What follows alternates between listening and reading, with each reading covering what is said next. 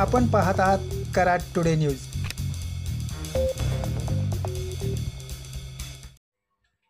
पुणे बेंगलोर राष्ट्रीय महामार्गावरील कराड नजीकचा नवीन 6 पदरी उड्डाणपूल पार्किंगचा अड्डा बनू लागलाय।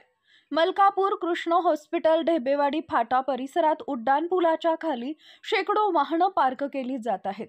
4 चाकी वाहनांसह दुचाकी वाहनं मोठ्या प्रमाणात या पुलाखाली लावले जात आहेत। या परिसरातील पुलाखालील रस्ता तयार होऊनही तो वाहतुकीला खुला न केल्यानं दिवसेंदिवस पुलाखाली वाहनांची गर्दी वाढू लागली आहे। पुलाखाली वाहनांच्या पार्किंग बरोबर उड्डाणपुलाच्या पिलरवर विविध प्रकारच्या जाहिराती तसेच फ्लेक्स बोर्ड लावले जात असून यामुळे पुलाचे विद्रुपीकरण होत आहे।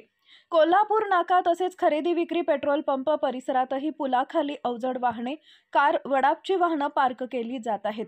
पुलाखाली एका बाजूला वाहतूक सुरू असून दुसऱ्या बाजूला पार्किंग होत असल्यानं एखादा अपघात होण्याची शक्यता नाकारता येत नाही। संबंधित ठेकेदार कंपनीनं व शहर वाहतूक नियंत्रण शाखेनं याकडे गांभीर्यानं पाहणं गरजेचं आहे। सध्या उड्डाणपुलावर संरक्षक कठडे तसेच पुलाची अंतर्गत कामं सुरू असल्यानं अशा ठिकाणी अपघाताची शक्यता नाकारता येत नाही।